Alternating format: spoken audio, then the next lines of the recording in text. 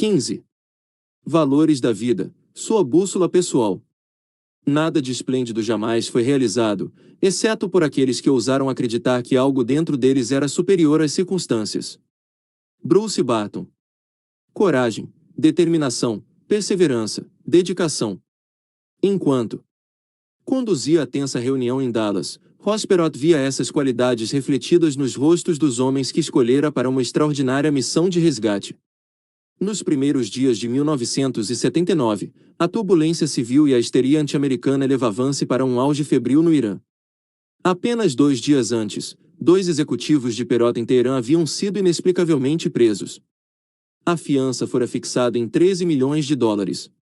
Como as negociações diplomáticas de alto nível não obtivessem êxito, Perot chegou à conclusão de que só havia um meio de tirar seus homens de lá: teria de cuidar do problema pessoalmente. Recorrendo à competência do lendário coronel do exército Arthur Bull Simmons para liderar a audaciosa expedição, Perot reuniu uma equipe de elite de altos executivos seus para participarem da operação. Todos foram escolhidos porque já haviam estado em Teherã e tinham experiência militar. Chamou a seus homens de águias, significando homens que voavam alto, tinham capacidade de iniciativa e realizavam o trabalho, em vez de inventarem desculpas. As recompensas seriam altas se fossem bem-sucedidos, mas os riscos eram ainda maiores. Não havia nenhuma autorização oficial para a missão, e não apenas o fracasso era uma possibilidade, mas também a morte. O que levou Ross Perot a empenhar todos os seus recursos, assumir os riscos e desafiar as chances em contrário? Com toda certeza, é um homem que vive por seus valores.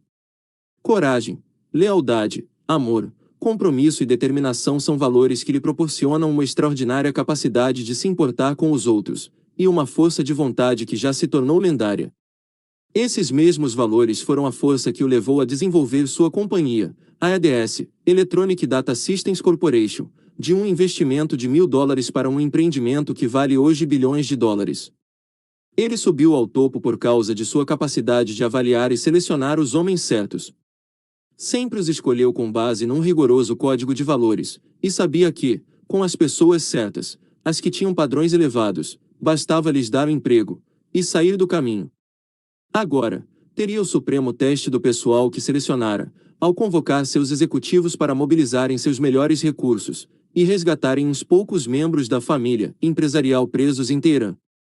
A história da missão e dos desafios encontrados pode ser lida no livro Voo da Águia. Basta dizer aqui que, apesar de todos os obstáculos que pareciam insuperáveis, a heróica missão de resgate de Perot foi coroada de êxito, e trouxe de volta seu patrimônio mais valioso, seus homens. O caráter de um homem é sua divindade guardiã. Heráclito. Os valores guiam cada decisão que tomamos, e assim o nosso destino. Os que conhecem seus valores e vivem de acordo tornam-se os líderes de nossa sociedade. São exemplificados por pessoas eminentes em todos os Estados Unidos, das salas de diretoria às salas de aula. Você viu por acaso o filme Stand and Deliver? Contava a história do professor de matemática Jaime Escalante. Você se sentiu tão inspirado quanto eu pelos seus esforços heróicos em transmitir aos alunos sua paixão pelo saber.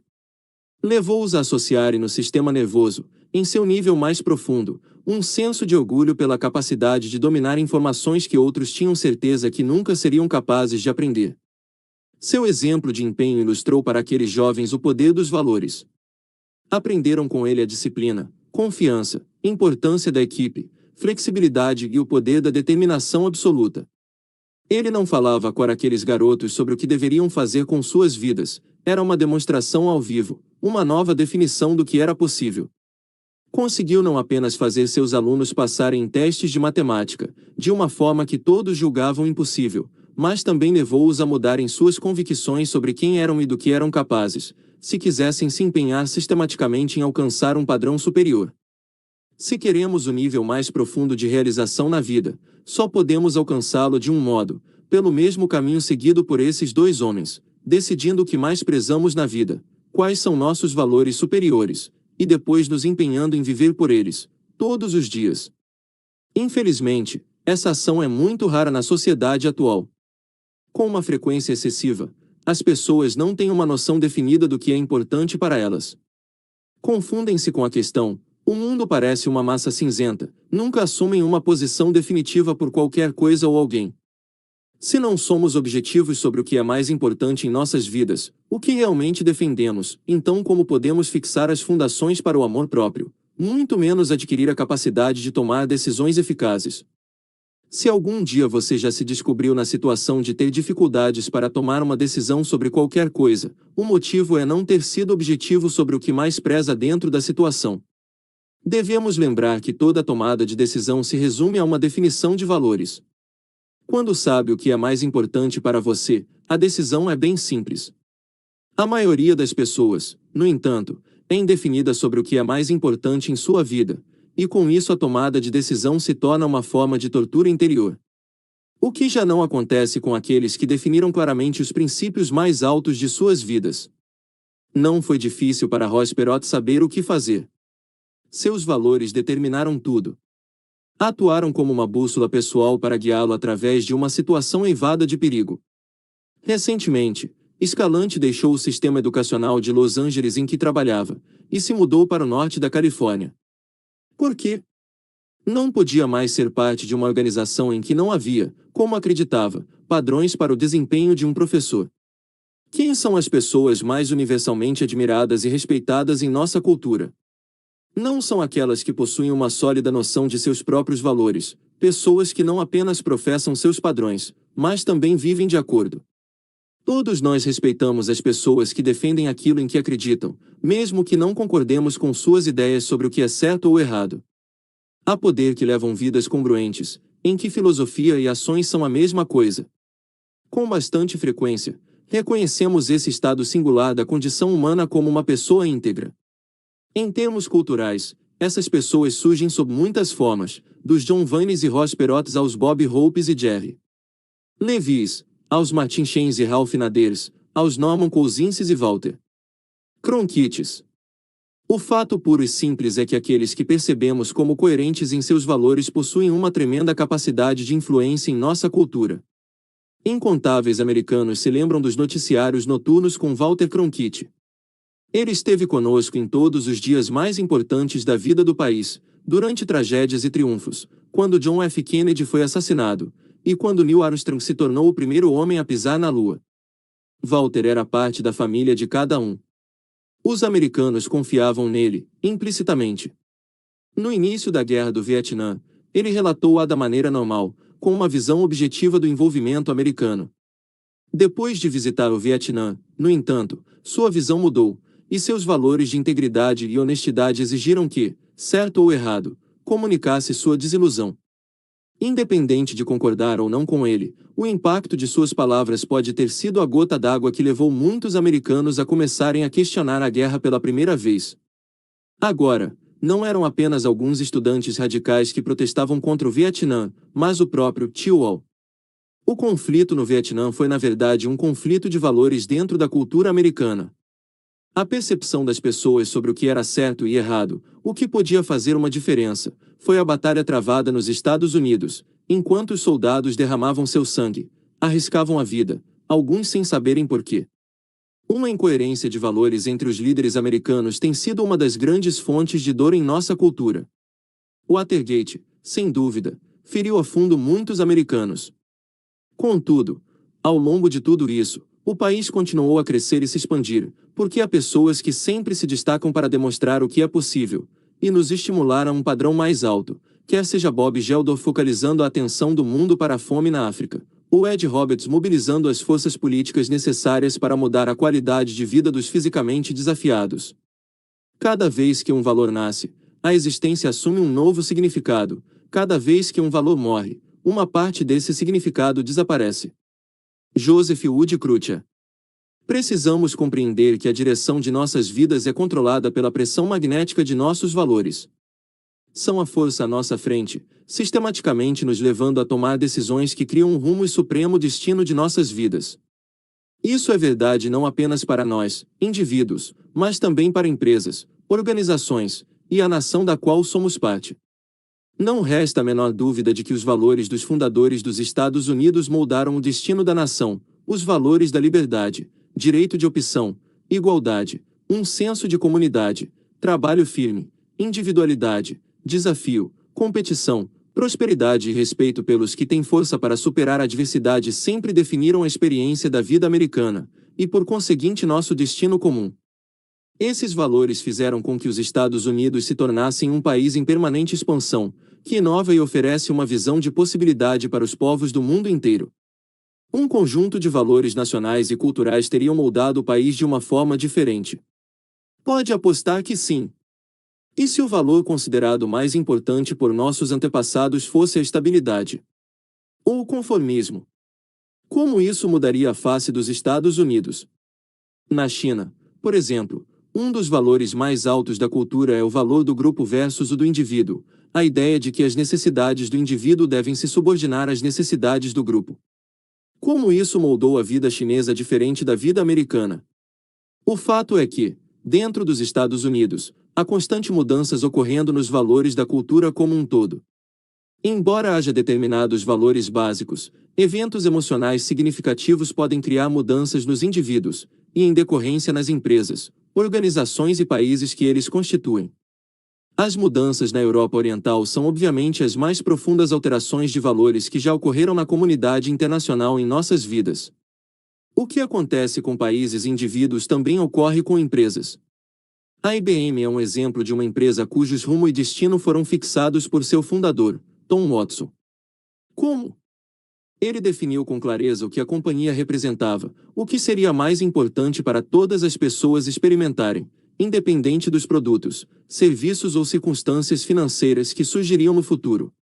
Orientou a Big Blue para ser uma das maiores e mais bem-sucedidas empresas do mundo. O que podemos aprender com tudo isso? Em nossa vida pessoal e profissional, assim como na frente global, devemos ser objetivos sobre o que é mais importante em nossa vida, e decidir que viveremos por esses valores, não importa o que aconteça. Essa coerência deve ocorrer independente de haver ou não recompensas do ambiente por vivermos de acordo com os nossos padrões.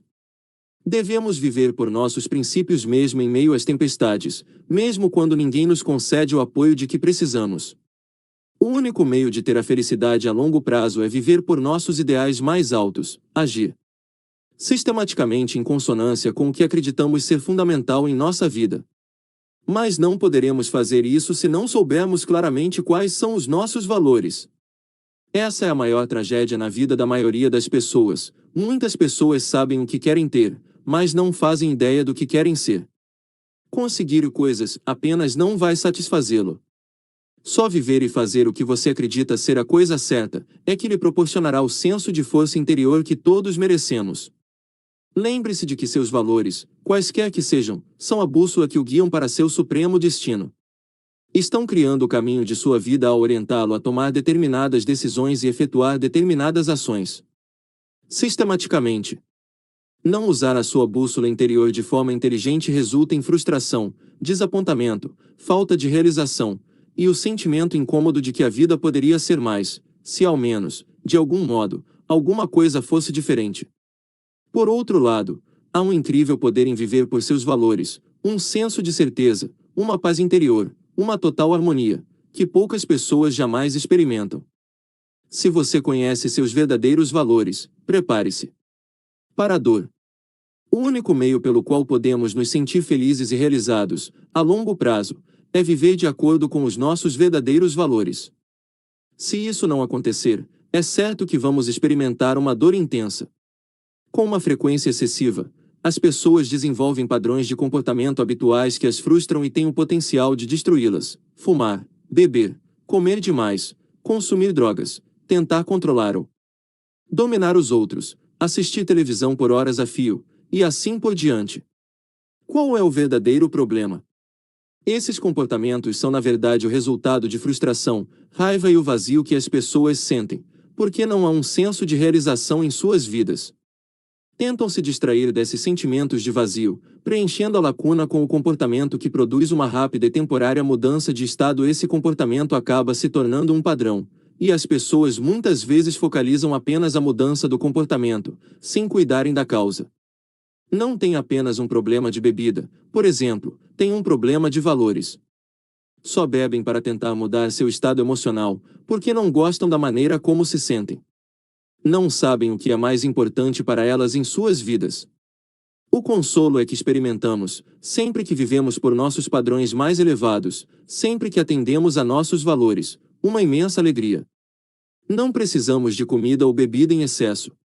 Não precisamos entrar num estado de estupor, porque a vida já é incrivelmente rica sem esses excessos. Distrair-nos desses piques excepcionais seria como tomar pílulas para dormir na manhã de Natal. Adivinhe qual é o desafio? Como sempre, já estávamos dormindo quando a essência do que moldaria nossas vidas foi definida. Éramos crianças que não compreendiam a importância de ter uma noção clara dos próprios valores, ou adultos lidando com as pressões da vida, já tão distraídos que não podíamos direcionar a formação de nossos valores. Devo reiterar que cada decisão é guiada por esses valores, e na maioria dos casos não fomos nós que os fixamos. Se eu lhe pedisse para fazer uma lista de seus 10 valores principais, escrevendo-os na ordem exata de importância, posso apostar que apenas uma em cada 10.000 pessoas seria capaz. E essa uma em 10.000 teria participado de meu seminário Encontro com o Destino. Mas se você não conhece a resposta a essa pergunta, como pode tomar decisões objetivas? Como pode fazer opções que sabe que, a longo prazo, atenderão às suas necessidades emocionais mais profundas? E difícil atingir o alvo quando nem se sabe qual é. Conhecer seus valores é fundamental para ser capaz de viver de acordo. Sempre que você tiver dificuldade para tomar uma decisão importante, pode ter certeza de que é o resultado da indefinição sobre seus valores. O que faria se lhe pedissem para se mudar para o outro lado do país, a fim de assumir um novo emprego? Se soubesse que haveria algum risco envolvido, mas a remuneração seria melhor, e o trabalho mais interessante, o que você faria? Sua resposta a essa pergunta dependerá do que é mais importante para você, o crescimento pessoal ou a segurança. A aventura ou o conforto? Mandei as crianças para a cama. Não quero que assistam a essas porcarias. Por falar nisso, o que determina se você preza a aventura mais do que o conforto? Seus valores derivam de uma mistura de experiências, de condicionamento ao longo da vida, através da punição e recompensa. Seus pais lhe davam os parabéns e apoio quando fazia coisas que condiziam com os valores deles, e quando entrava em conflito com esses valores, era punido em termos físicos ou verbais, ou através da dor de ser ignorado. Seus professores também encorajavam e aplaudiam quando fazia coisas com que concordavam, e aplicavam formas similares de punição quando você violava suas posições mais arraigadas.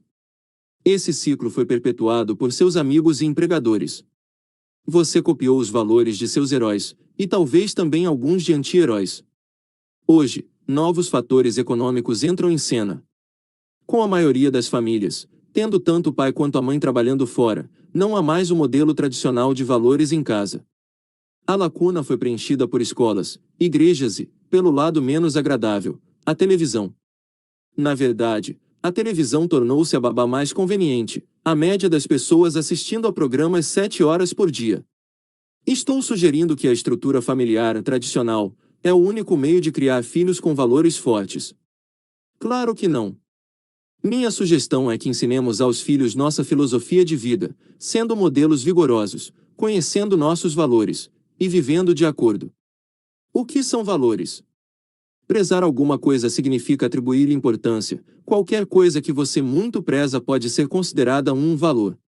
Neste capítulo, estou me referindo especificamente aos valores da vida, as coisas que são mais importantes para você.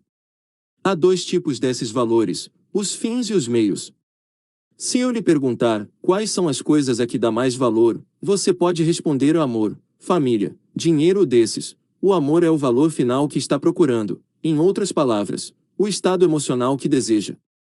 Por outro lado, família e dinheiro são apenas valores que servem como meios. Em outras palavras, servem para você acionar os estados emocionais que realmente deseja. Se eu perguntar o que a família lhe dá, você pode responder amor, segurança, felicidade. O que de fato preza, os fins que procura, é amor, segurança e felicidade. O mesmo acontece com o dinheiro. Eu poderia perguntar, o que o dinheiro realmente significa para você? O que lhe proporciona? Você poderia responder, liberdade, impacto, a capacidade de contribuir, um senso de segurança. Como pode perceber, O dinheiro é apenas um meio para alcançar um conjunto de valores muito mais profundos, de emoções que deseja experimentar numa base sistemática, ao longo de sua vida. O desafio na vida é que a maioria das pessoas não compreende muito bem a diferença entre valores meios e valores fins, e com isso experimenta muita dor. As pessoas tanto se empenham na busca dos valores meios que não alcançam seu verdadeiro desejo, os valores fins. Os valores fins são aqueles que o tornam realizado, fazem sua vida rica e compensadora. Um dos maiores desafios, a meu ver, é o fato das pessoas fixarem objetivos sem saberem o que realmente prezam na vida, e assim acabam indagando, ao alcançarem seus objetivos. Isso é tudo. Por exemplo, digamos que os valores mais altos de uma mulher são a preocupação com os outros e a contribuição. Resolve tornar-se uma advogada, porque conheceu um advogado que muito a impressionou, por ser capaz de fazer uma diferença, ajudando as pessoas através de seu trabalho. O tempo vai passando, e ela fica absorvida no turbilhão do exercício da advocacia, querendo se tornar sócia da firma. Enquanto se empenha para conquistar essa posição, seu trabalho assume um foco inteiramente diferente. Passa a controlar e dirigir a firma, torna-se uma das mulheres mais bem-sucedidas que conhece, mas centesa infeliz, porque não tem mais contato com os clientes. Sua posição criou um relacionamento diferente com os outros advogados, e passa a maior parte do tempo em reuniões, determinando protocolos e procedimentos. Ela alcançou seu objetivo, mas não realizou o desejo de sua vida. Alguma vez você já caiu nessa armadilha de procurar os meios como se fossem o fim que desejava? Para encontrar a felicidade, devemos conhecer a diferença, e buscar sempre o fim. Valores atraentes. Embora seja absolutamente verdadeiro que somos sempre motivados a avançar para os estados emocionais agradáveis, também é verdade que prezamos algumas emoções mais do que outras. Por exemplo, quais são os estados emocionais que você mais aprecia na vida? Quais são as emoções que acha que lhe proporcionarão mais prazer? Amor ou sucesso? Liberdade ou intimidade? Aventura ou segurança? Eu chamo esses estados agradáveis que mais prezamos de valores atraentes, porque são os estados emocionais que tentaremos alcançar com mais empenho. Quais são alguns dos sentimentos mais importantes para você experimentar em sua vida, numa base sistemática? Quando essa pergunta é apresentada em seminários, os participantes invariavelmente respondem com palavras como amor, sucesso, liberdade, intimidade, segurança, aventura, poder, paixão, conforto e saúde. É mais do que provável que você preza todas essas emoções, e que todos são importantes para sentir. Mas não seria justo dizer que não preza todas igualmente. É evidente que há alguns estados emocionais pelos quais você se empenhará mais do que por outros. Na verdade, todos nós temos uma hierarquia de valores. Cada pessoa que examinar essa lista vai considerar alguns estados emocionais mais importantes do que outros. Algumas pessoas prezam o conforto acima da paixão, ou a liberdade acima da segurança, ou a intimidade acima do sucesso. Faça uma pausa neste momento, e determine quais os valores que mais preza nessa lista. O meio de fazer isso é simplesmente o de reescrever a lista em sua ordem de importância, O1 sendo o estado emocional que você considera mais importante, e O10 sendo o menos importante. Por favor, faça a pausa agora, e preencha as linhas em branco na sua ordem de importância. Preocupe-se mais com seu caráter do que com sua reputação, porque seu caráter é o que você realmente é, enquanto a reputação é apenas o que os outros pensam que você é. John Wooden. O que você aprendeu ao elaborar sua lista? Se eu estivesse sentado ao seu lado, provavelmente poderia lhe oferecer algum retorno de qualidade. Por exemplo, saberia muita coisa a seu respeito se o valor número 1 fosse a liberdade, seguido por paixão, aventura e poder. Sei que tomará decisões diferentes de pessoas que têm como valores principais a segurança, conforto, intimidade e saúde. Acha que uma pessoa cujo valor principal é a aventura toma decisões da mesma maneira que alguém que preza a segurança acima de tudo? Acha que essas pessoas guiariam o mesmo tipo de carro? Partiriam em férias da mesma maneira? Procurariam a mesma profissão? De jeito nenhum. Lembre-se de que seus valores, quaisquer que sejam, afetam a direção de sua vida. Todos aprendemos através da experiência de vida que determinadas emoções nos proporcionam mais prazer do que outras. Por exemplo, Algumas pessoas aprenderam que o meio de ter as emoções mais agradáveis na vida é possuir um senso de controle, e por isso o buscam com um vigor inacreditável. Torna-se o foco dominante de todas as suas ações, determina com quem terão relacionamentos, e como viverão. Também as leva, como você pode muito bem imaginar, a se sentirem desconfortáveis em qualquer ambiente em que não estejam no comando. Por outro lado, algumas pessoas vinculam dor à ideia de controle.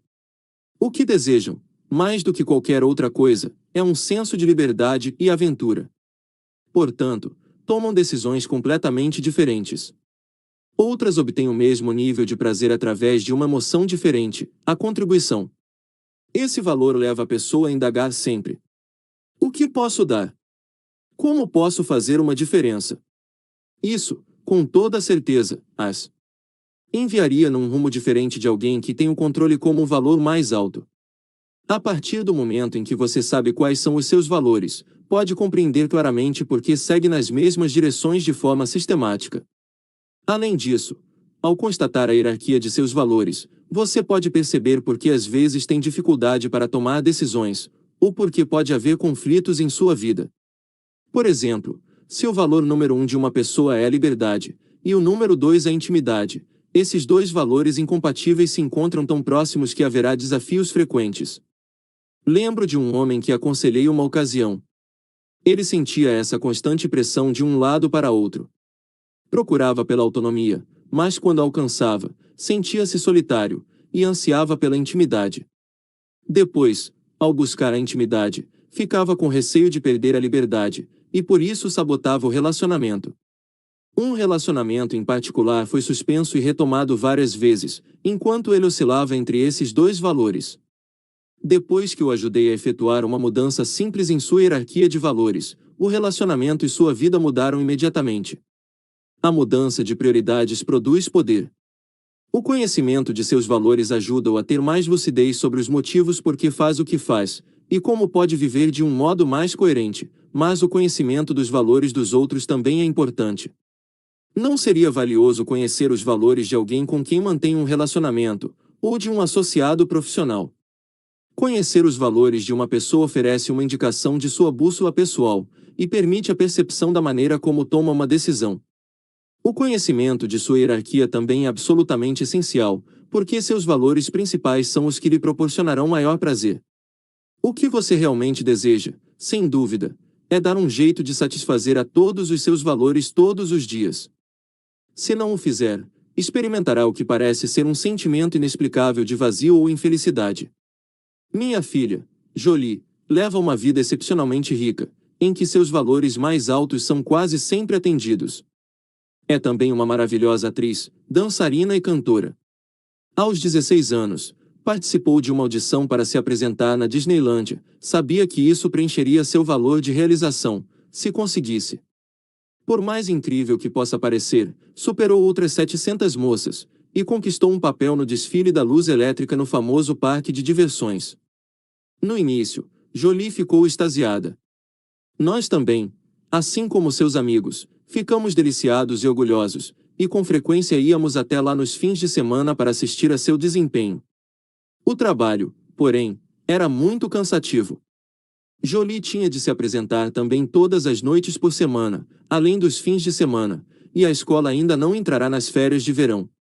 Tinha de ir de San Diego a Orange County de tarde, no período de tráfego mais intenso, ensaiar e se apresentar por várias horas, voltava para casa de madrugada, e se levantava cedo na manhã seguinte para ir à escola. Como você pode muito bem imaginar, a viagem e as longas horas de trabalho logo transformaram a experiência numa terrível provação, para não mencionar o traje bastante pesado que era obrigada a usar, e a deixava com dores nas costas. Ainda pior, no entanto, pela perspectiva de Jolie, era o fato de que o trabalho intenso reduzia drasticamente sua vida pessoal, impedindo-a de passar algum tempo com a família e os amigos. Comecei a notar que ela entrava a todo instante em estados emocionais bastante áridos. Chorava por qualquer coisa, passou a se queixar das coisas numa base sistemática. O que nunca fora seu hábito. A gota d'água final ocorreu quando toda a família se preparava para passar 3 semanas no Havaí, no programa de confirmação, à exceção de Jolie, que teria de permanecer em casa para continuar em seu trabalho na Disneylândia. Uma manhã ela chegou ao limiar, e me procurou em lágrimas, indecisa e confusa. Sentia-se frustrada, infeliz e realizada, apesar de ter alcançado o que parecia ser um objetivo incrível apenas 6 meses antes. A Disneylândia se tornará uma coisa dolorosa para ela. Por quê? Porque passará a ser um obstáculo à sua capacidade de desfrutar a companhia das pessoas que mais amava. Além disso, Jolie sempre achará que o tempo que passava no programa de confirmação, no qual participava como treinadora, a ajudava a crescer, mais do que qualquer outra coisa em sua vida. Muitos de seus amigos de outras partes do país compareciam ao programa todos os anos, e a Disneylândia começava a lhe parecer frustrante, porque sentia que não estava crescendo nem se expandindo ali. Sentiria dor se decidisse nos acompanhar ao Havaí, porque não queria ser uma pessoa que desiste facilmente, e sentiria dor se continuasse a trabalhar na Disneylândia, porque isso acarretaria a perda de coisas que considerava muito importantes. Sentamos para conversar, e pude ajudá-la a examinar os 4 valores principais em sua vida. Eram os seguintes: 1. Amor, 2. Saúde e vibração, 3. Crescimento, e 4. Realização. Ao constatar seus valores, compreendi que poderia ajudá-la a encontrar a lucidez necessária para decidir o que seria certo para ela. Por isso, perguntei-lhe: o que o trabalho na Disneylândia proporciona a você? O que há de tão importante em trabalhar na Disneylândia? Ela me disse que se animara originalmente porque o considerava como uma oportunidade de fazer novos amigos, receber o reconhecimento por seu trabalho, divertir-se e experimentar um tremendo senso de realização. Agora, no entanto, não havia mais o senso de realização, porque sentia que não estava mais crescendo, e sabia que haveria outras coisas que poderia fazer para acelerar sua carreira mais depressa. Jolie disse ainda: sinto que estou me consumindo. Acho que não estou mais saudável, e sinto uma tremenda falta da convivência com a família. Indaguei então: o que representaria uma mudança nessa área de sua vida? Se deixasse a Disneylândia, passasse algum tempo em casa, e depois fosse para o Havaí com a gente, o que isso lhe proporcionaria? Ela se animou no mesmo instante, sorriu, e disse: teria mais tempo para ficar com vocês. Poderia me encontrar mais com meu namorado. Iria me sentir livre outra vez. Poderia descansar um pouco, e depois voltar a fazer ginástica, para recuperar a forma. Voltaria a tirar boas notas na escola. Poderia encontrar outros meios de crescer e me realizar. Eu seria feliz. Sua resposta para o que fazer era óbvia. A fonte de sua infelicidade também era evidente. Antes de começar a trabalhar na Disneylândia, ela estava realizando seus 3 valores principais: sentia-se amada, era muito saudável, e tinha certeza de que estava crescendo. Por isso, saiu em busca do valor seguinte em sua lista: a realização. Ao fazer isso, no entanto, criou um ambiente em que tinha realização, mas carecia dos outros 3 valores principais. Essa é uma experiência muito comum.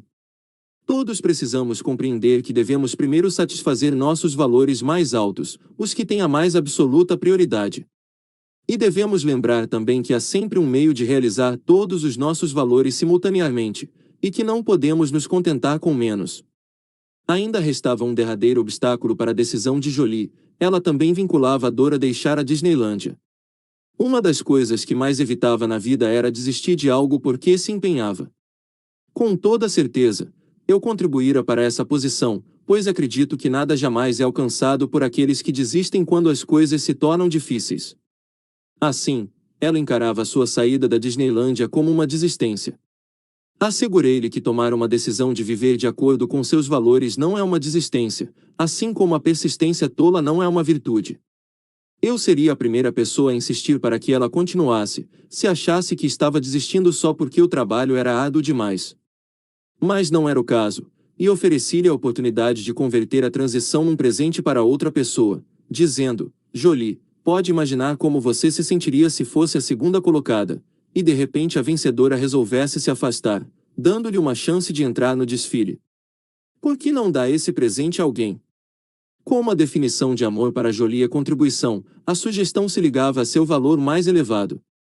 Ela deixou de vincular dor a deixar a Disneylândia, e passou a vincular prazer à decisão. Ela nunca esqueceu essa lição sobre valores, e o mais estimulante foi que encontrou um novo meio de satisfazer a todos os seus valores, que começou a encaminhá-la com mais precisão na direção de seus objetivos. Não apenas passou a experimentar mais diversão e felicidade, mas pouco depois obteve seu primeiro emprego, numa produção do Starlight Theater, em San Diego. Lições de dor. Assim como há emoções que desejamos experimentar porque são agradáveis, e é por isso que sempre nos encaminhamos para elas, também temos uma lista de emoções que faríamos quase que qualquer coisa para nos afastarmos. No início da carreira, quando eu começava a desenvolver minha primeira empresa, experimentava uma tremenda frustração por ter de viajar tanto e tentar dirigir os negócios ao mesmo tempo. Em determinada ocasião, parecia que uma pessoa que me representava não agira com uma honestidade absoluta. Quando se lida, como ocorre comigo, com centenas de milhares de pessoas, e literalmente milhares de acertos de negócios, a lei das probabilidades indicava que umas poucas pessoas tentarão se aproveitar de você. Infelizmente, são essas que tendem a se destacar em nossa mente, em vez das centenas ou mesmo milhares que superam em muito as nossas melhores expectativas. Em decorrência dessa situação tão dolorosa, procurei um novo executivo, um homem que eu achasse que poderia dirigir minha companhia da melhor forma possível. Armado com meu novo instrumento, a capacidade de conhecer os valores de alguém, perguntei a cada um dos candidatos: qual é a coisa mais importante para você em sua vida? Alguns responderam coisas como sucesso, realização, ou ser o melhor. Mas um homem usou a palavra mágica: honestidade. Não o aceitei apenas por sua palavra, claro que falei com diversas pessoas com as quais ele trabalhará. Todas confirmaram que ele era mesmo muito honesto, e que às vezes podia até pôr de lado as próprias necessidades, se houvesse uma questão de integridade. Pensei, esse é o tipo de homem que quero que me represente. E ele fez um excelente trabalho. Não demorou muito, porém, para que se tornasse evidente que precisávamos de um associado adicional para ajudar a dirigir os negócios em rápida expansão. Meu executivo recomendou alguém que achava que poderia se tornar seu companheiro, com os dois dirigindo em conjunto a minha organização. Isso me pareceu sensacional. Conheci esse homem, a quem chamarei de Sr. Smith, tenho trocado nomes. Para proteger pessoas não tão inocentes, e ele fez uma apresentação espetacular, demonstrando para mim como poderia utilizar todas as habilidades que desenvolvera ao longo dos anos para levar minha companhia ao nível seguinte. Poderia liberar meu tempo, o que me permitiria promover seminários ainda maiores, e causar impacto em mais pessoas, sem ter de viver em viagem. Na ocasião, eu passava quase 150 dias por ano longe de casa, conduzindo meus seminários. Além de todo resto, ele não queria ser remunerado até produzir resultados. Parecia quase bom demais para ser verdade. O Sr. Smith e meu honesto executivo dirigiriam a companhia. 1 ano e meio depois, despertei para descobrir que era mesmo bom demais para ser verdade. É verdade que meus seminários haviam se tornado maiores, mas agora eu passava quase 270 dias por ano viajando. Minha eficácia e impacto haviam aumentado, ajudava mais pessoas do que em qualquer outra ocasião anterior, mas subitamente fui informado de que devia $758 mil, depois de ter dado mais do que jamais tivera em toda a minha vida. Como era possível? Bem, a administração é tudo, tanto nas empresas como em nossas vidas. E era evidente que eu não tinha os administradores certos. Pior ainda, o Sr. Smith, ao longo daqueles 18 meses, se apropriara de mais de $250 mil de nossos cofres. Tinha uma casa nova, um carro novo, e eu presumira que comprará tudo graças às suas outras atividades profissionais. Puxa, foi uma surpresa e tanto. Dizer que fiquei furioso ou arrasado por essa experiência seria, sem dúvida, usar o vocabulário transformacional para reduzir a intensidade de meus sentimentos. As metáforas que usei na ocasião foram coisas como: eu me senti apunhalado pelas costas, e ele tentou assassinar meu primogênito. O que acha disso como intensidade emocional? Contudo, o que mais me deixou perplexo foi o fato de meu executivo honesto ter testemunhado tudo aquilo, sem me alertar para o que estava acontecendo. Pois ele sabia de tudo o que ocorria. Foi nessa ocasião que comecei a compreender que as pessoas não apenas procuram o prazer, mas também se afastam da dor. Meu executivo honesto tentará me dizer que estava preocupado com seu colega. Procurara-me logo depois que eu passara 3 meses consecutivos em viagem. No meu primeiro dia em casa, visitará-me para dizer que tinha dúvidas sobre a integridade do Sr. Smith. Fiquei preocupado no mesmo instante, e perguntei por quê. Ele respondeu: quando nos mudamos para o novo escritório, ele fez questão de ficar com a sala maior. Era algo tão mesquinho que fiquei irritado, e disse, antes de interromper abruptamente a reunião: foi você quem o indicou para o cargo. Portanto, cuide dele pessoalmente. Eu deveria ter compreendido naquele dia que causará dor a esse homem quando ele tentava me transmitir uma informação. Em meu estado de exaustão e estresse, não fui capaz de avaliar o significado mais profundo do que vinha acontecendo. Como se isso já não fosse bastante ruim, meu executivo honesto tornou a me procurar para dar um retorno similar. Declarei que ele não estava sendo totalmente honesto ao falar comigo, em vez de conversar com o Sr. Smith. Fui até a sala do outro diretor, e comuniquei. Ele me disse isso e aquilo a seu respeito. Vocês dois resolvam isso. Pode imaginar a dor que ele obteve do Sr. Smith. Recordando a experiência agora, posso compreender claramente por que ele não me contou toda a verdade. Dizer a verdade, que indicar alguém que desviara mais de $250 da companhia, parecia-lhe, a curto prazo, ser mais doloroso do que simplesmente adiar, e tentar encontrar algum outro meio de lidar com o problema mais tarde. Na verdade, ao recordar todas as dificuldades que sempre tive com esse executivo, invariavelmente se reduziam a ocasiões em que ele não fazia as coisas que precisava fazer apenas porque queria evitar o sentimento de confrontação. Essa era a dor suprema para ele. Embora a honestidade fosse importante, evitar a confrontação era ainda mais importante. Por isso, nada me comunicou, e racionalizou que estava sendo honesto, porque eu nunca lhe perguntei se o Sr. Smith desviava dinheiro da empresa. Se eu tivesse indagado, ele responderia. Por mais furioso que a situação me deixasse, e por mais dolorosa em termos financeiros e emocionais, proporcionou-me uma das mais valiosas lições de minha vida, porque me ofereceu uma das peças finais no quebra-cabeça para a compreensão do comportamento humano. Compreender essas duas fossas gêmeas de dor e prazer ajudou-me não apenas a exercer uma influência positiva sobre mim mesmo e minha família, mas também sobre pessoas no mundo inteiro, com maior precisão. Valores repelentes. Devemos lembrar, portanto, que em qualquer momento em que tomamos uma decisão sobre o que fazemos, o cérebro primeiro avalia se essa ação pode levar a estados de prazer ou dor. O cérebro está sempre pesando as alternativas, a fim de determinar o impacto, baseado em sua hierarquia de valores. Se, por exemplo, eu lhe pedisse para saltar de paraquedas em queda livre, e a emoção número 1 que você tenta evitar a qualquer custo é o senso de medo, então é óbvio que você não fará essa ação, não é mesmo? Se, no entanto, o valor número 1 que você quer evitar a qualquer custo é um sentimento de rejeição, e acha que eu posso rejeitá-lo se não me atender, você pode tomar a decisão de pular do avião, apesar do seu medo. Os níveis relativos de dor que associamos a certas emoções afetarão todas as nossas decisões. Quais são algumas das emoções que você acha mais importante evitar, numa base sistemática? Muitas vezes, quando faço essa pergunta às pessoas nos seminários, a lista apresentada é mais ou menos a seguinte: rejeição, raiva, frustração, solidão, depressão, fracasso, humilhação, culpa. Seria justo dizer que todas essas emoções são estados que você gostaria de evitar ter de sentir. Claro, porque são dolorosos.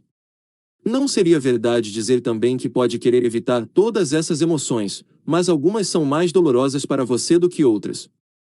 Que você possui também uma hierarquia de valores repelentes. Que valor na lista anterior seria o que mais evitaria ter de sentir? Rejeição, depressão, humilhação.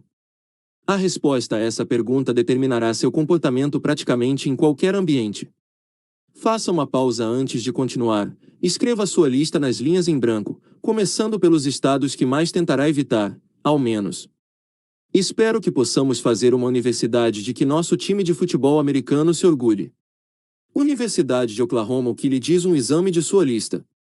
Se, por exemplo, você põe no topo da lista que a emoção que mais deseja evitar é a humilhação, pode perceber como evita sistematicamente ingressar em situações em que poderia ser julgado com mais rigor.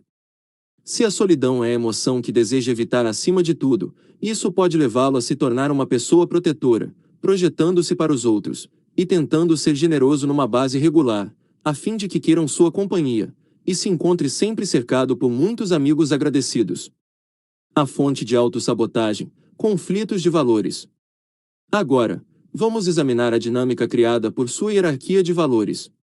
Se você selecionou o sucesso, por exemplo, como seu primeiro valor atraente, e a rejeição como principal valor repelente, percebe alguns possíveis desafios que essa hierarquia pode criar em sua vida. Posso lhe garantir que uma pessoa que tenta alcançar o prazer do sucesso sem jamais experimentar a dor da rejeição nunca terá êxito a longo prazo. Na verdade, essa pessoa vai sabotar a si mesma, antes de ser bem-sucedida em grande escala. Como posso fazer tal alegação? Lembre-se do princípio organizacional básico de que falamos aqui com tanta frequência: as pessoas farão mais para evitar a dor do que para alcançar o prazer. Se você quer realmente ter o sucesso ao nível mais alto, não deve estar disposto a arriscar a rejeição. Não deve estar disposto a experimentá-la. Não é verdade que mesmo que você seja honesto e sincero, e dê tudo aos outros todos os dias, ainda assim há pessoas que interpretam de forma errada suas ações, e o julgam sem jamais tê-lo conhecido pessoalmente. Quer você seja um escritor, um cantor, um orador, quer um executivo, o potencial de rejeição sempre existe. Como o cérebro sabe que para ter sucesso é preciso correr o risco de rejeição, e já concluiu que os sentimentos de rejeição são os níveis supremos de dor, tomará a decisão de que o prazer do sucesso não vale o preço, e o levará a sabotar seu comportamento, antes mesmo que alcance a posição. Muitas vezes encontro pessoas que dão gigantescos passos para frente, apenas para recuar misteriosamente no último instante. Ou dirão ou farão coisas que sabotam o próprio sucesso pessoal, emocional ou físico que procuram. Invariavelmente, o motivo é um conflito de valores. Parte do cérebro está dizendo vá atrás, enquanto outra parte diz que se você o fizer, vai sofrer muita dor. Assim, tais pessoas dão 2 passos para frente, e 1 para trás. Durante a campanha eleitoral de 1988, eu costumava chamar esse princípio de Síndrome Gary-Hart. Era um homem de bem que parecia sinceramente preocupado com as pessoas e a sociedade, mas cujos conflitos de valores estavam expostos para todos verem. Gary-Hart era um homem horrível. Duvido muito. Era apenas alguém que tinha valores num tremendo conflito. Foi criado numa igreja que o ensinara que cometia um pecado se sequer dançasse. Ao mesmo tempo, foi exposto a modelos de vida como Warren Beatty. É evidente que esses desejos conflitantes desempenharam um papel importante em sua derrocada política. Você acha que uma pessoa tão inteligente quanto Gary-Hart diria aos repórteres: se vocês têm dúvidas a meu respeito, podem me seguir, e saía dali para visitar a amante? É claro que isso era a maneira que seu cérebro tinha de livrar-se da dor de estar numa posição em que tinha de jogar pelas regras dos outros. Pode chamar isso de psicologia popular, se quiser, mas não faz sentido que você é atraído em 2 direções diferentes, não será capaz de servir a ambos os amos. Algo tem de ceder. Faremos qualquer coisa que for necessária, consciente ou inconscientemente, para não experimentar nossos níveis mais intensos de dor. Todos já conhecemos pessoas públicas que experimentaram a dor de conflitos de valores, mas, em vez de passarmos julgamento, precisamos compreender que cada um de nós também tem seus conflitos de valores. Por quê? Repito mais uma vez, apenas porque nunca fomos nós que determinamos o sistema. Permitimos que o ambiente nos moldasse, mas podemos começar a mudar isso agora. Como? Basta dar 2 passos. O passo 1 é adquirir a noção de seus valores atuais, a fim de compreender por que você faz o que faz. Quais são os estados emocionais para os quais é atraído, e quais são os estados de que se sente repelido? Ao analisar suas listas lado a lado, você será capaz de ter uma compreensão da força que está criando seu presente e futuro. Passo 2. Você pode então tomar decisões conscientes sobre que valores deseja viver, a fim de moldar a qualidade de vida e o destino que realmente deseja e merece. Como descobrir seus atuais valores? Vamos começar. Você já fez suas listas de valores, em ordem hierárquica, baseadas nas que eu apresentei. O que precisa fazer agora é começar de novo, fazendo suas próprias listas. Tudo o que tem de fazer para descobrir seus valores é responder a uma pergunta simples: o que é mais importante para mim na vida? Pense bem antes de responder. É paz de espírito. Impacto. Amor. Agora, ponha seus valores em ordem, do mais ao menos importante. Tire um momento para fazer isso agora. O que é mais importante na vida para mim? Quando criei a minha primeira lista de valores atraentes, foi isto que escrevi, na ordem que me ocorreu, minha antiga lista de valores atraentes: paixão, amor, liberdade, contribuição, ser capaz, crescimento, realização, felicidade, diversão, saúde, criatividade. Ao analisar minha lista, compreendi por que fazia o que fazia. Era um indivíduo intenso, por todas as descrições, tinha um temperamento explosivo. Considerava isso como minha paixão. Meu amor pela família e amigos, assim como o desejo de partilhar em seminários, eram evidentes. Minha vontade era libertar as pessoas, e achava que se libertasse os que se encontravam ao meu redor, e lhes desse uma contribuição, haveria de sentir que era capaz de fazer qualquer coisa. Eu cresceria e me realizaria, teria diversão, seria saudável e criativo. O conhecimento de minha lista de valores ajudou-me a persistir no caminho, de uma forma coerente com o que era mais importante para mim. Durante anos, experimentei o maior senso de congruência em minha vida. Mas logo eu faria outra definição que transformaria a qualidade de minha vida para sempre. Mude seus valores, e mude sua vida. Depois de minha experiência com o infame Sr. Smith, fui a Fiji para escapar de tudo. Precisava recuperar o equilíbrio emocional, e adquirir alguma perspectiva e objetividade sobre a situação. Mais importante ainda, precisava decidir o que faria, e como promoveria uma reviravolta. Na primeira noite, antes de dormir, fiz a mim mesmo uma pergunta muito importante. Em vez de por que tudo isso me aconteceu, formulei uma pergunta melhor: qual é a fonte de todo o comportamento humano? O que leva as pessoas a fazerem o que fazem? Quando acordei, às 8 horas da manhã seguinte, sentia um turbilhão de ideias aflorando em minha cabeça. Peguei minha agenda, e comecei a escrever sem parar, sentado na cabana principal. As pessoas entraram e saíram durante o dia inteiro, e continuei a escrever, das 8 da manhã às 6:30 da tarde. Meu braço estava doído, os dedos dormentes. Não estava apenas pensando calmamente e escrevendo, as ideias literalmente explodiam dentro de mim. A partir desse rio impetuoso de ideias, projetei as tecnologias do destino trademark, e uma boa parte da ciência do condicionamento neuroassociativo trademark. Quando peguei as anotações para revisá-las, no entanto, não consegui ler uma só palavra. Mas as ideias e sentimentos estavam arraigados dentro de mim. Percebi imediatamente o potencial do que criará, um programa que podia ajudar as pessoas a reformularem as prioridades de vida de seu sistema nervoso, permitindo redirecionar o processo de como pensar, como sentir, e o que fazer em quase todas as áreas de suas vidas. Passei a pensar no que aconteceria se, em vez de apenas ensinar às pessoas quais eram seus valores e esclarecê-los, levasse as pessoas a selecionar ou reformular conscientemente a ordem e conteúdo de seu sistema hierárquico de valores. E se eu pegasse alguém cujo valor número 1 fosse a segurança, e tivesse como valor número 15 a aventura, e trocasse a ordem, não apenas em termos intelectuais, mas de tal forma que a aventura se tornasse a maior prioridade em seu sistema nervoso? Que tipo de mudança você acha que isso poderia promover na vida de alguém? Uma pequena mudança, ou uma grande? Mas seria possível. Concluí que a melhor pessoa para testar a possibilidade era eu mesmo, é claro. Examinei minha lista de valores. A princípio, pensei: meus valores são sensacionais. Adoro meus valores. Afinal, isso é quem eu sou. Mas lembrei a mim mesmo que não somos nossos valores.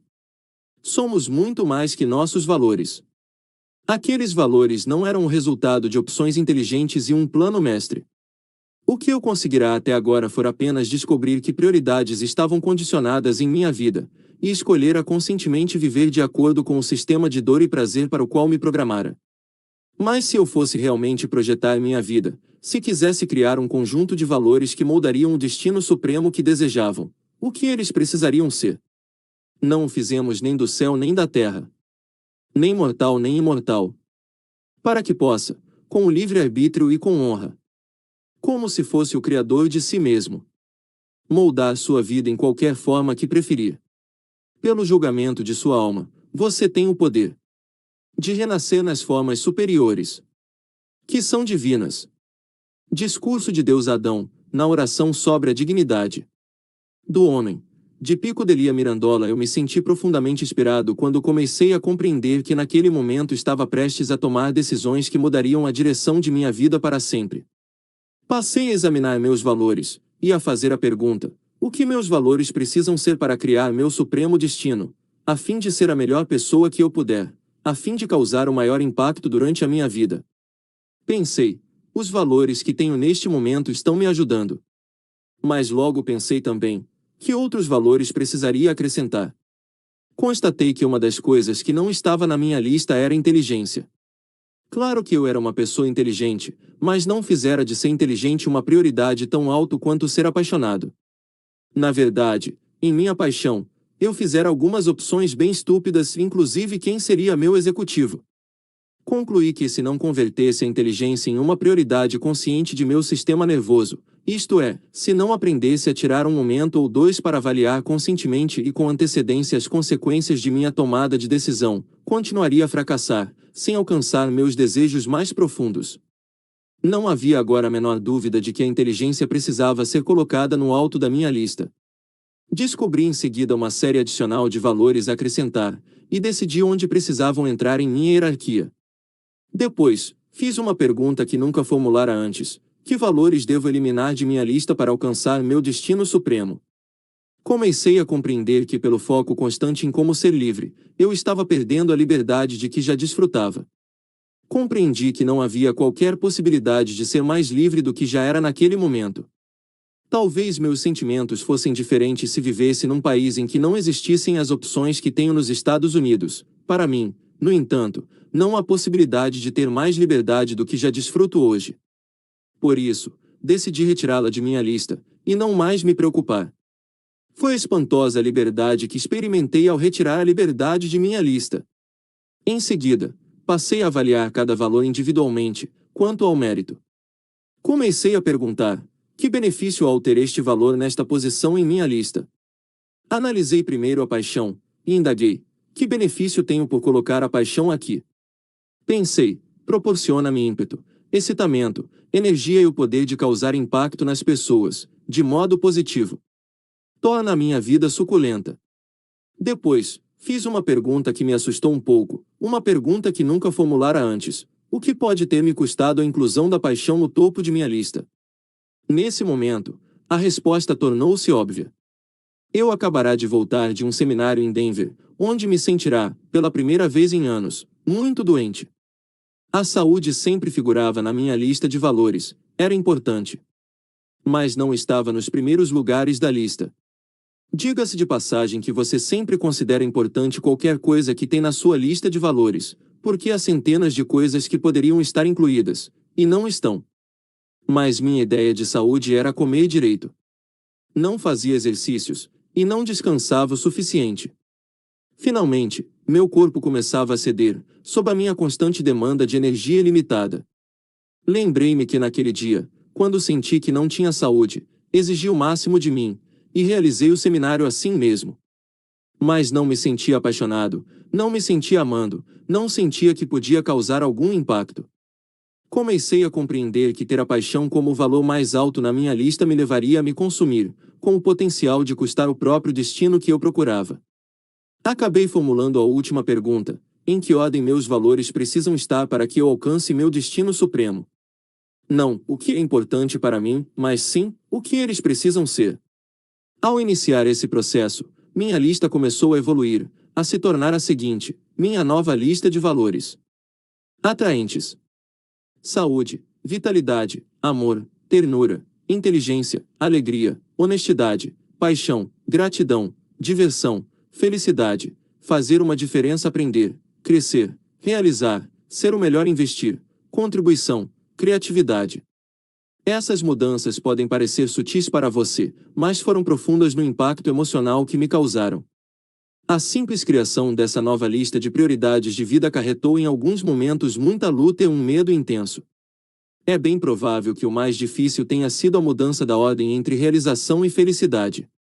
Se você está lembrado, em minha lista anterior eu tinha de sentir paixão, amor, liberdade, contribuição, ser capaz, crescimento e realização, com ser feliz numa prioridade baixa. Comecei a pensar: o que aconteceria se eu tornasse a felicidade uma prioridade? O que aconteceria se eu a tornasse uma prioridade maior do que a realização? Para ser sincero, essa foi outra pergunta que me incutiu medo. Pensei: se for fácil para mim me sentir feliz, talvez eu perca o ímpeto. Talvez não queira mais realizar. Talvez não queira causar o mesmo impacto. Talvez não contribua tanto para as outras pessoas, afinal. Eu vinculava minha identidade à capacidade de fazer uma diferença. Levei quase 2 horas para tomar a decisão de optar pelo que me parecia melhor, e decidi me fazer feliz. Que absurdo! Mas depois de trabalhar com dezenas de milhares de pessoas no encontro com o destino, a maioria das quais seria considerada como grandes realizadoras, posso garantir que esse é um dos maiores medos que elas têm. Geralmente receiam perder seu poder ou ímpeto se antes se sentirem felizes. Estou aqui para lhe dizer que o que aconteceu em minha vida foi que, em vez de realizar para ser feliz, comecei a ser feliz por realizar, e a diferença na qualidade de minha vida é tão profunda que não dá para descrever em palavras. Não perdi o ímpeto, muito ao contrário, passei a me sentir tão bem que queria fazer ainda mais. Quando minha lista ficou completa, experimentei uma emoção que não podia sequer lembrar de ter sentido antes, um senso de calma. Havia um senso de certeza que não conhecera antes, porque agora eu sabia que cada parte de mim seria atraída na direção certa dos meus sonhos. Não mantinha mais um cabo de guerra comigo mesmo.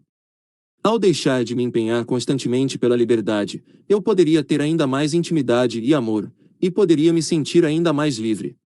Agora, seria feliz por realizar.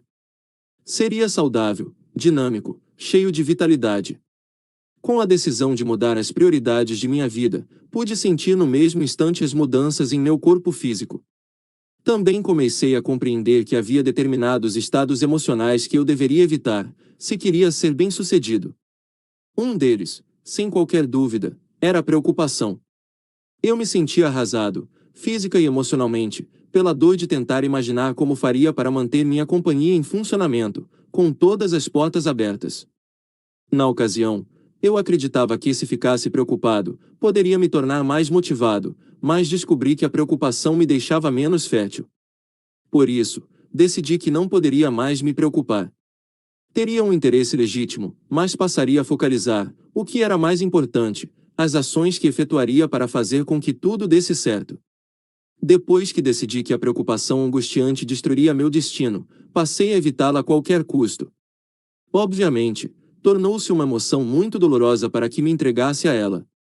Comecei a formular uma lista de repelentes. Voei de volta aos Estados Unidos, depois de projetar meu destino. Puxa, que surpresa para meus amigos e associados! No primeiro dia no escritório, as pessoas me procuravam e perguntavam: o que aconteceu com você? Parece tão diferente. Tão relaxado.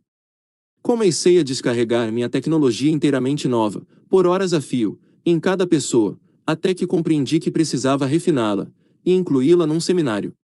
Foi assim que nasceu o encontro com o destino. Escrevi este livro pelo desejo de divulgar a tecnologia Destino NAC para tantas pessoas quanto puder atingir. Espero que você a use agora. Lembre-se de que podemos realmente projetar quem nos tornamos. Dê-me beleza na alma interior, que o homem exterior e interior sejam um só. Sócrates.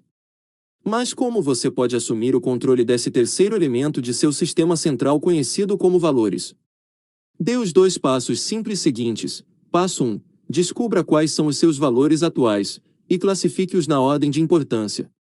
Isso lhe proporcionará uma percepção sobre o que mais quer experimentar, seus valores atraentes, e o que mais quer evitar em sua vida, seus valores repelentes.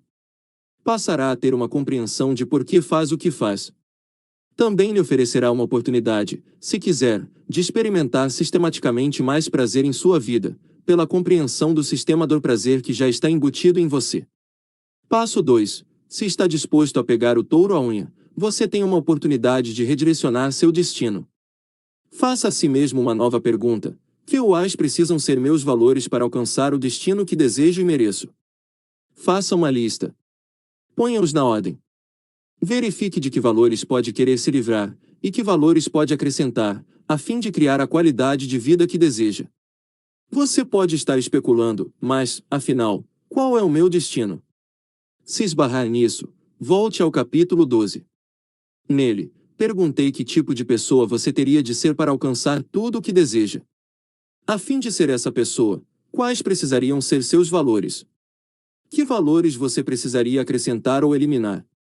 Por exemplo, como sua capacidade de lidar com o medo, frustração e rejeição seria afetada pela decisão de colocar a coragem no alto de sua lista de valores atraentes? Ou qual poderia ser o impacto de conceder uma alta prioridade à jovialidade?